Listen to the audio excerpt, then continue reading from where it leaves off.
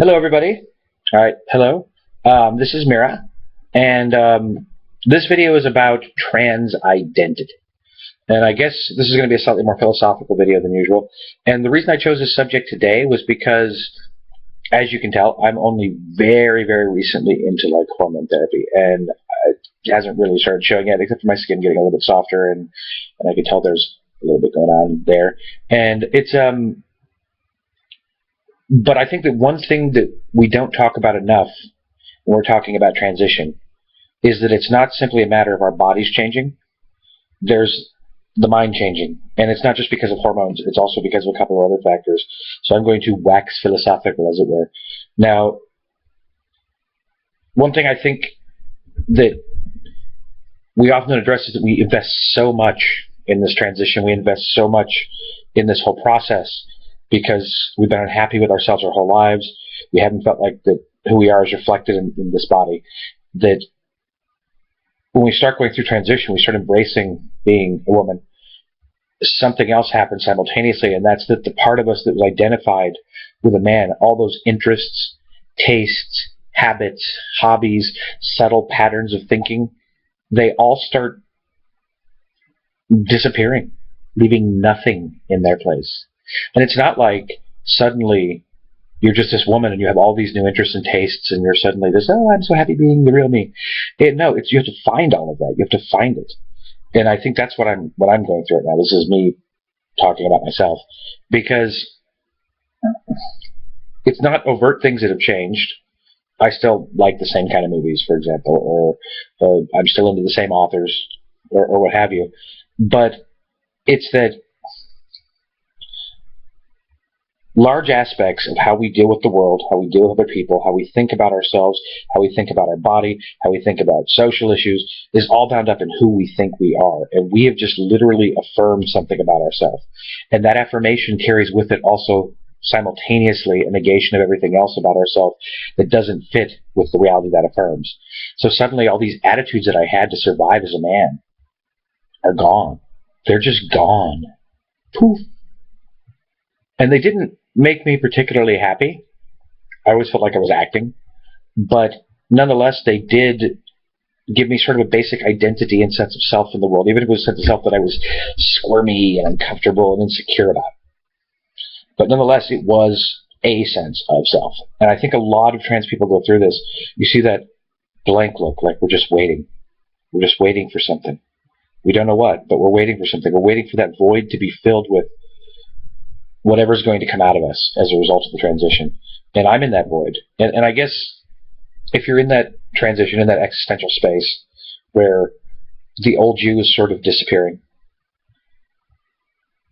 I think the thing that's getting me through it is the realization that whatever I truly am, deep in my intrinsic nature as a human being, that's right here.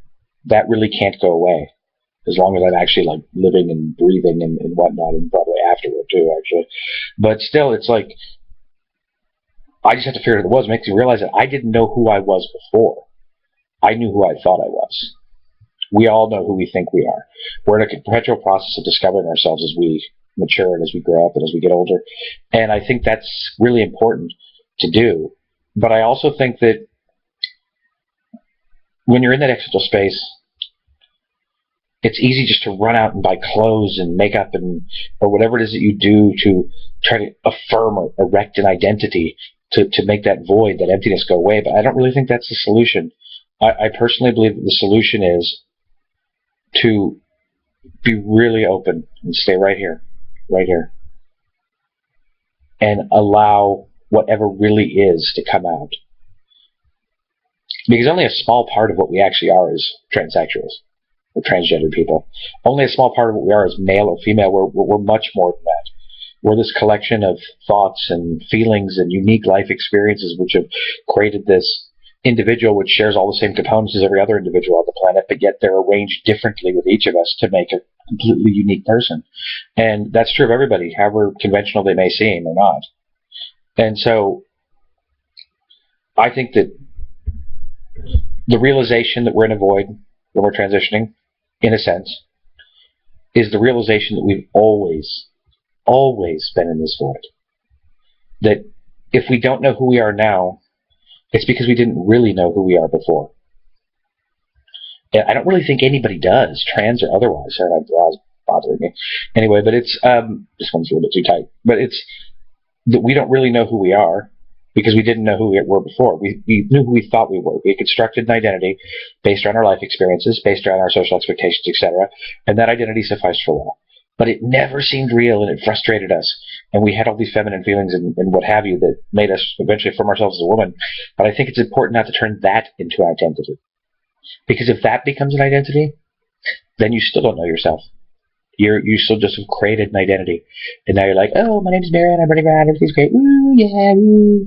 You know, and it's not who we are. I mean, I know more who I am when I'm reading a really good book and it's giving me thoughts about life and it's filling me with big feelings about big subjects. And that's when I really start feeling like I know who I am. And that's not male or female. I am very feminine and I am a woman, but that's only a small part of who I am. It's only a small part of who we are in general. And so I guess, I don't know if there's any point to this video. This is just my rambling on the subject of trans identity. But it's important to me right now because here I am sitting in my lonely, empty little apartment.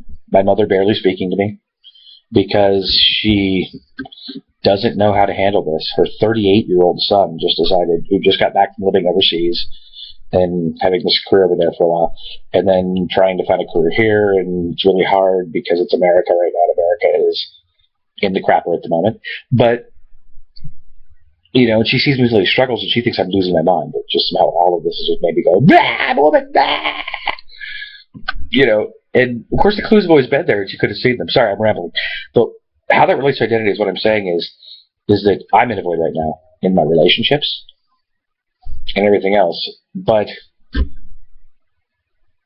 I kind of like it now. This is a chance to discover who I am. All the expectations when you transition are gone. If you've lost approval, you've also lost the expectations that went with that approval. You finally have the freedom to discover who you are and to do whatever you want to do to achieve that. Whether you're in this life once or a zillion times, or whether you die right after, whatever the case is with our spiritual and esoteric and existential existence, either way you have this life once.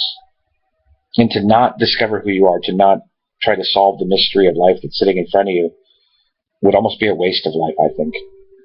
And I think that I'm glad to be in this empty space because the expectations are gone. Now I just have to figure out what I expect of myself. I don't know, what are your thoughts about this? Because I'm sure there are people that have been through this a lot longer than me and have dealt with it a lot more and have a much more mature understanding of the subject. This is something I'm dealing with now because I'm starting hormones. My brain is getting all estrogenized. And I just had a weird cuteness meltdown over a picture of a baby puppy not too long ago. That's so stereotypical, but it's true. I've never felt that fixated on something cute. Before I would be, oh, that's cute. And that's why I was like, oh my God, he's just the cutest thing I've ever seen in my life. Okay, I'm still thinking about that puppy now. Wow, it came back. So at any rate, what are your thoughts on the subject? I look forward to hearing them. Fighting, as they say in Korea, where I got back from.